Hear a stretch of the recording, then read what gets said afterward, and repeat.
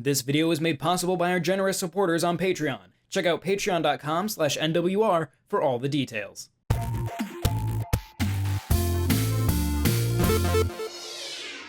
Hi there, my name is Willem and welcome to NWR's Gamescom report. I've spent all week at Gamescom trying to talk to developers, publishers, and even getting my hands on some awesome new games you can expect in the future. In this series, I'll take you along to interviews at the event. I hope you will enjoy these videos. So there are few companies that need no introduction. Atari is probably one of them. The name has been part of the industry since the very beginning, as they've been through ups and downs throughout the decades. For the last 4 years, the brand and the company have fallen under the management of Wade Rosen. Not only have older titles seen a ton of re-releases, but the company has acquired several other studios such as Night Dive and Digital Eclipse, as well as other IP. Now they are working on not only a new console, a miniature version of the Atari 7800, but also on an extension of the Jars universe with Jars Rising, a Metroidvania in collaboration with WayForward. In this interview with the current CEO of Atari, Wade Rosen, we talk about Atari entering the next decade of their existence and what this means for the company. If you are curious about learning about the 7800 Plus, visit NintendoWorldReport.com for a written interview about this next mini console. Please enjoy. But yeah, can you tell me a little bit, how did you... Okay, so you probably get this a lot, but you're quite young to be a CEO of Atari. Yeah. Coming up on 40 pretty quick though. Okay. Yeah. Well, that's fair enough. How did that come to be? Like, it's probably an interesting story, I guess. Yeah, well, I'm not from the games industry originally, but loved games my whole life. Like, they've been a passion that's carried through every part of my life, every phase of my life. And when I was wrapping up the last company that I had founded, I really asked myself and it was in traditional tech, I asked myself what I wanted to do next, and I'd never gone into video games because I was worried it might kill my passion if I worked in an industry I cared so much about, but it felt like I just couldn't do I really wanted to do something I loved and cared and know what that felt like to wake up every day and be thinking about it. And so I initially started a company called Ziggurat Interactive, which was solely focused on video game preservation. Cool. And it had, did some, my heart. Yeah, it did Blood Rain and Boy and His Blob. It did the new Slave Zero X game. Really? And I'm no longer a part of that, but in the process, and they're great, that's a great team. In the process of running that, I got to know the then CEO of Atari, and I ended up buying out most of his stake in the company. And then about a year into that, we made the switch and the board asked me if I'd like to step in as CEO. So that was 3.5 years ago. Wow, it's really really quick up ramp from going to CEO and everything. Yeah, it's really cool. So Atari has been around as a brand for like more than 50 years, and you've really tried to introduce Atari as a sort of, in my point of view, it's very much becoming a lifestyle brand to a degree, right? It's games, but also like the logo, to recognize this, the pop culture, and also like reintroducing it. Like a lot of older folks that grew up playing games are now introducing Atari via other methods.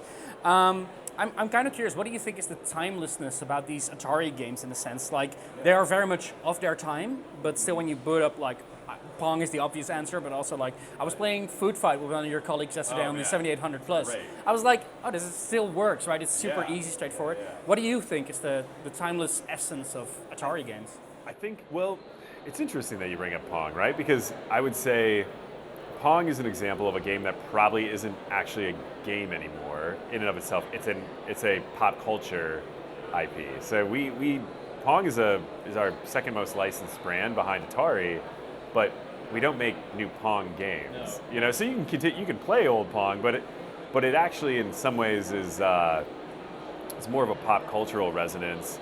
The other games, I think what makes them so approachable, or the best ones, is just the immediate joy that they bring. You don't really know why you're shooting centipedes. You're just in there shooting centipedes. You don't need to know. It strips away a lot of the artifice, and it gets right down to skill. It gets right down to like a tactile sensation of a trackball or a paddle, or any of those instruments. And I think that's a big part of why it's loved and why it's so popular and why it's preserved for so long. Just anyone can pick it up and play it. It's kind of timeless, and crosses generations. Yeah, I think so too. And what you can see in like a lot of companies that have been around for a long time, right? The big ones, Nintendo, PlayStation, Xbox, etc. They handle their retro re-releases, like making compilations or mini systems. Well, you've been doing that too. And what I found interesting, especially with the 400 mini and now the 7800 plus that's coming out, you really have a sort of reference for your original consumers, right? Being able to load your own games via USB, or even actually, using the cartridges. They are all compatible. That's interesting. But can you talk about like where's the line for you as a company between wanting to resell old games and also wanting to accommodate those committed consumers? So I think when we looked at, first it's just, we don't view those old systems, whether they're computer-based, like the Atari 8-bit, or the 2600, 7800, as dead systems. It's a living ecosystem. There's still a lot of content coming out. And as somebody who loves retro games and plays a lot of retro games, you have to kind of look at, well, what does everybody want? Sometimes people just want to plug and play, and that's great. They want to be able to immediately access that. Other times, people want to have carts and be able to have all the pieces that go with it and want the closest possible experience. And so we try to hit all those parts. And with the Atari 8-bit and the ability to load in games, it's just a recognition that, for a lot of people, they had, for them it's a time and a place, and there's probably very specific things that they wanted to access, and that's a lot more difficult to do than with, say, the 2600 or the 7800, which was much more cartridge-based. There was one for the 400, but it's, they weren't as common, and it's kind of an auxiliary product. So, yeah, I think we try to make things that both appeal to pop culture and to everybody who played a 2600, and for people who are really big fans and want to go even deeper with it. And we put out new content. I think that's the last part that should be stated, is we are developing new games for those all the time. Like we released a lot of new games for them, or a lot of new ports as well. I think like for the 7800, your colleague told me like the game that was created by fans, you licensed it and put it as a packing title. Right? Yeah, the pack, which is a great game. Mm-hmm. And then we ported Berserk and Frenzy.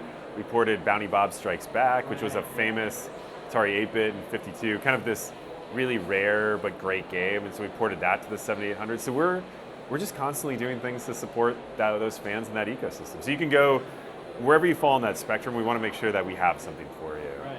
And I guess also like keeping up a relationship with your original or your fans in that sense, like who are still developing content for these machines. I think that's a real challenge. Like, of course, it's a great honor to have those, but what do you do for the selection process? Like, when do you see a fan game, so to speak, and think like this might actually be something that we could sell or license, or those developers might not think of themselves as like commercial developers, but then you're being approached by Atari. Like, how do they respond?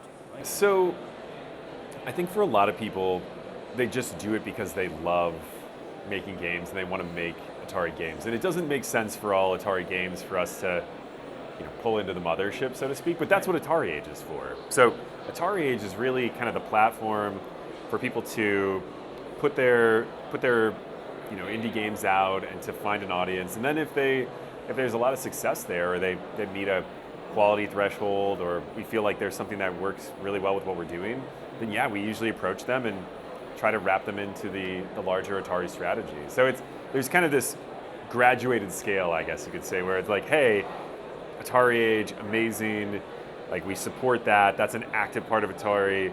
And then, this is like with Bentley Bears, Crystal Quest, that was sort of this unauthorized adventure game for a long time. We're like, this is great, like this is genuinely a really great game. It should be an Atari title. Atari should have made that back in the day, so let's find a way to bring it into it. Yeah, awesome. And that also extends to like I don't know if they're part of the Atari Age, but like Jar's Rising, the new Metroidvania game. That's also like giving the keys to the kingdom, basically, to new ways to experience those. Do you find that like when you bring out, I think you've done it before in Atari 50. There's a couple of remakes as well. Do you find that those are either introducing new generations to classic games but find them more palatable, or is it like a sort of fun extra for the fans? Like, where's that defining line? Well, in 50, it was a little bit more of a fun extra, with the exception of Vector Sector, which is just like a legitimately great game in its right. And we talk all the time about like, what are we going to do with Vector Sector? Because we need to do more with it. It needs to be more than just in 50. But for Yars Rising, the idea there is cross-pollination of fan groups. So we're big fans of Way Forward. We love their work. So we went to them and said, hey, we'd love to work with you. And I'd worked with them at Ziggurat on a couple projects. Yeah, so we knew each other well. And we asked them, hey, what are you most passionate about? Like, tell us what you want to work on, because you're going to get the best result.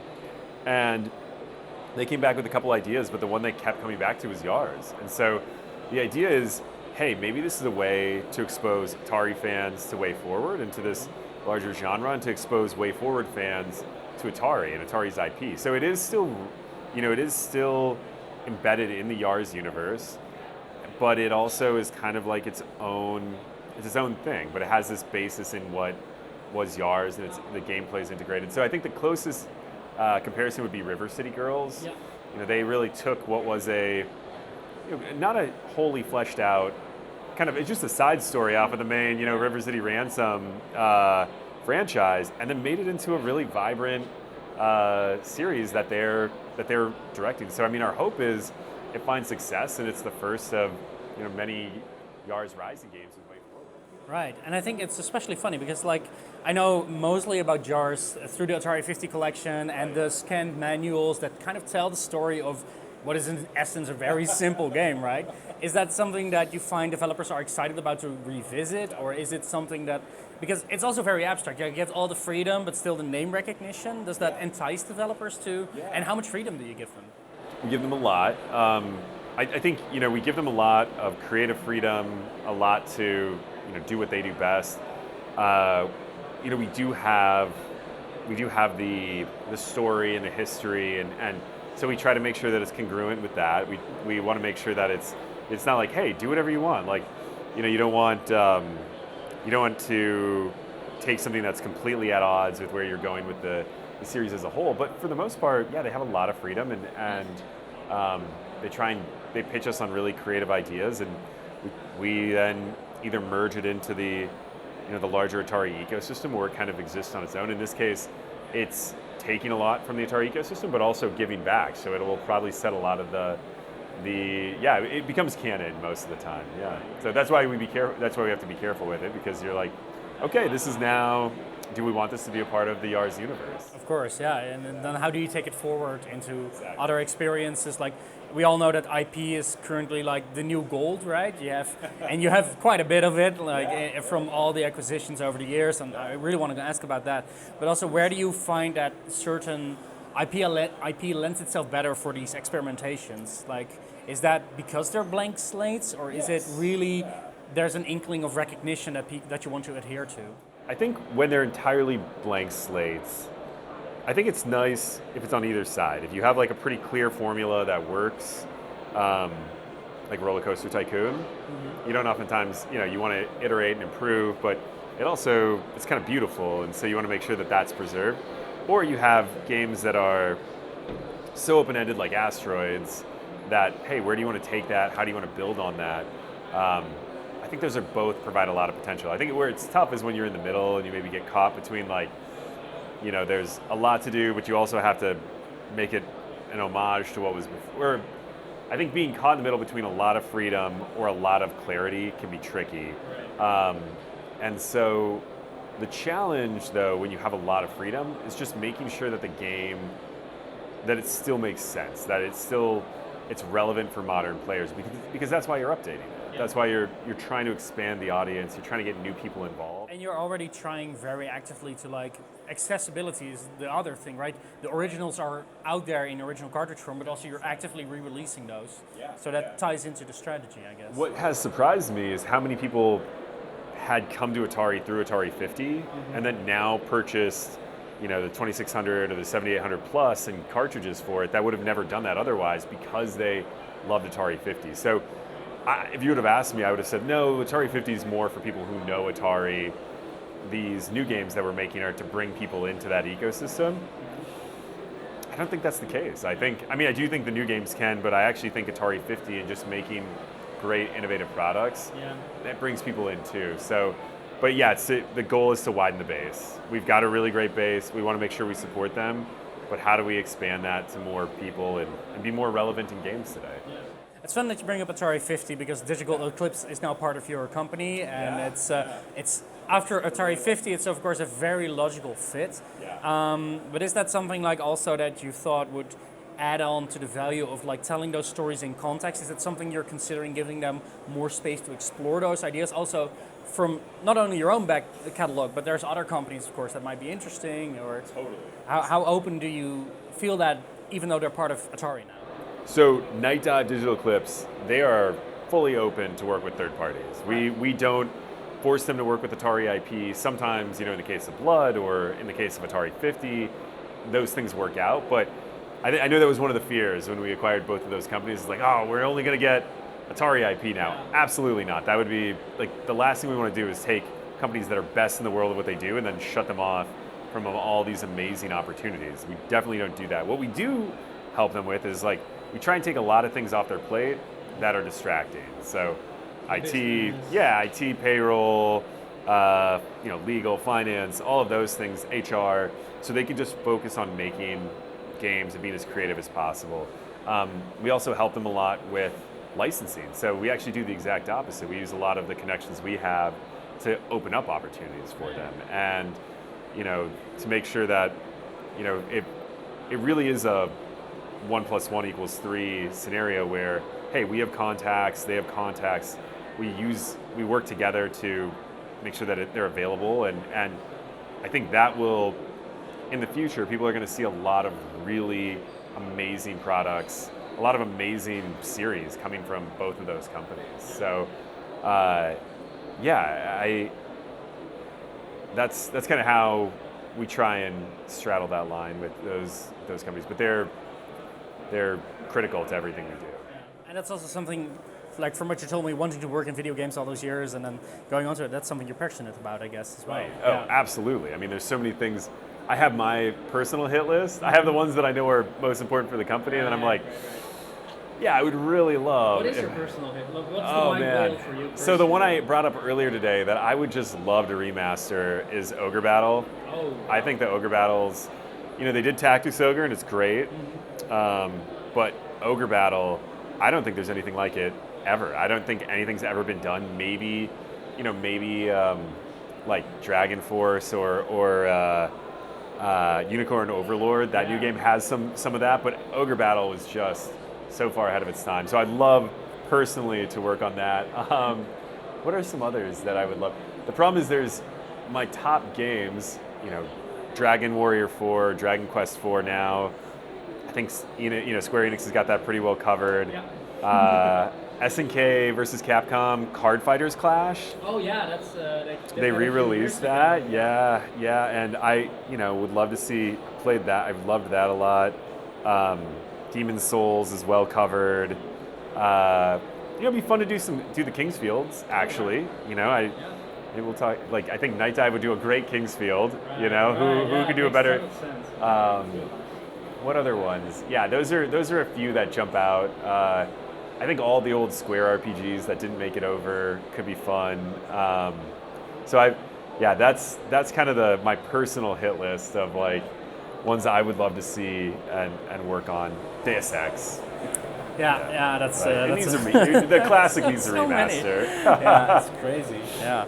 I kind of want to shift gears. Atari has been on a similar to much in the industry, an acquisition spree, I'd almost say. Like you've been acquiring a lot of. But after the acquisition, not while the industry was doing it. We started ours later. Yeah. Also, the history of Atari is very much like I'm a games historian and researcher, right? So Googling Atari and then realizing, oh wait, Atari doesn't exist. It's Infogram, and then the name was still, etc. There's a lot of blending in there. What I've noticed when I look at your current slate of releases, but also acquisitions and news that you've been talking about, is it's trying to reform those old lost connections, like the Intellivision, of course, but also Infogram. Yeah. For me, living in Europe, Infogram is super synonymous with a lot of classic titles and games. Can you walk me through that process? Like, what are the labels, brands, portfolios that you're looking for to expand? Because it's not too distinct from Atari, or it's not too different from Atari, but it fits into the portfolio. But I can see like it's still a bit of an eye catcher, right? Yeah. So I mean, it's interesting because Atari has had this really long history and it's changed hands several times. Every once in a while, someone will be like, "Well, it's not the real Atari," and I'm like, "What is then?"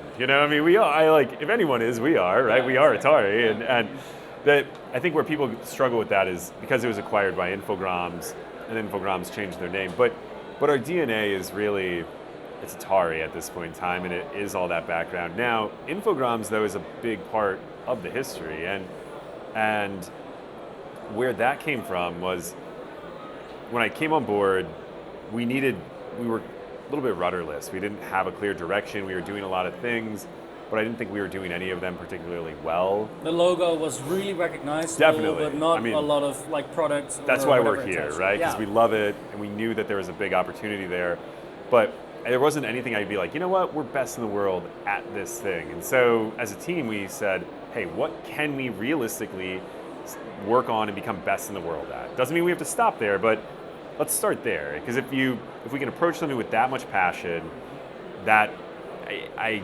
really believe that's the key to success. When you can do something better than anyone else. So we said retro games, and specifically modern retro, hardware, software, licensing, the whole thing, and Atari and Digital Eclipse and Night Dive are all really around that and built around that. As we went along, though, we did have some opportunities to work with really great IP. So Awesome Knots, totally reliable delivery service. From the Netherlands, right? Like Ranamo and Surgeon Simulator, but they didn't fit in Atari. They're not really Atari IPs. They're not really rooted in that. And as we looked at it, we were like, but Infograms, it had a history of being a very varied publisher. It was sometimes throwing everything at the wall, and sometimes like. And I really wanted to avoid Atari becoming that again. Yeah, exactly. Yeah, because you don't want to repeat the mistakes, so to speak, very bluntly. Infograms was amazing. It made a lot of mistakes, but it also did a lot of amazing things. And yeah, they would put out it was kind of a funny brand because they put out like a tennis game and a licensed Terminator game and an Atari collection. They published the Roller Coaster Tycoon, right? And so, at that point in time, and then Atari started to be known, wasn't really known for much of anything by then because it did so much. You can do so much that you do nothing really. And while we don't want to do that with Infograms, we did think that the Infograms brand could be more modern. It could cover more genres and allow us to still take advantage of some of these opportunities and IPs that we loved without starting to obfuscate Atari, keeping Atari really on mission, on point, which for them is the retro IP, the classic IP, and Roller Coaster Tycoon. Yeah. Can't forget that last one. No, that's the big one. Especially here in Europe, like this is the peak for most people that grew up my age. It's so. It's the most valuable IP we have. Yeah. It's incredible. Yeah. It's an incredible IP. So along those acquisitions comes not only like the major ones you check, but there's this massive back catalog now that you also own the IP rights to. Yeah. Have you been browsing through it? Are there notable ones that you're like, whoa, I can't believe we own this? Or because again, over the years, it's been so muddled with acquisitions, companies dying out and everything. It's hard to gauge sometimes what someone has. Like I know when, as a counterexample, when Microsoft bought Activision Blizzard, everyone was like, Hexen can now return. And I'm like, that's something people wouldn't think of because that's down the list for a lot of people. Is there something like that in this back catalog? Well, we certainly think about Hexen. You're not like just. I agree with you on that, but a lot of the IP we bought back were our IP at one point in time because a lot of the IP had been sold over time. Sorry, I nudged the mic. But I think for us, we look at that and with preservation, it's just more a question of to what degree. Some of it deserves to be re-released. It all deserves to be accessible. Now, is that a re-release and or a part of a collection? Is that a remaster? Is that a remake, like System Shock? Is that sequels and things like that? And it kind of runs the gambit. But there are some that we look at and we're like, I think this would be worthy of a sequel. We think this would be worthy of a remake. I don't want to like go too far into things that we haven't announced, but like, there's there inside of that Infograms catalog, there is a much maligned mascot that I think deserves a great game at some point in time. Whether that will ever come or not, I don't know. I personally think that mascot maybe deserves to be great and like have something. Whether I don't know if it's cursed and that can ever actually happen, but who knows? Maybe we'll have the hubris enough to take a shot at it. It's at least something you're thinking about, right? A lot of it, it's like, yeah, of course it's a business, right? At the end of the day, you're trying to, license, sell, or whatever. That's core to the value of like what it takes in this industry. But the fact that you're considering those things says something about, I think, like what the place of Atari can be in the modern age. Like looking back, but also looking forward at what that means in that role. Are there challenges that you are facing now that you're like, well, we as a company we have to adapt. I don't know, like I think at one point, and please correct me if I'm wrong, but I think there was an announcement for like looking into blockchain and Web3 and NFTs from Atari. Is that something that was like, oh, we need to be on top of this, or is it like a careful wading in the water? Because if you ask certain people, that is now a doomed business, so to speak. And I'm very curious, like as a CEO, you are the final person who this goes through. What is your motivation for those new types of? Yeah, blockchain was a part of the company when I arrived, so that was like a pretty big initiative. It obviously has not panned out for the industry on numerous levels, right? I don't think there's been the efficacy or the value that people who were genuinely passionate about it hoped. And then at the same time, it's clearly something that is not liked by gamers and gamers don't want. So it's become something that has been really de-emphasized in the business, and it's not really something we actively pursue.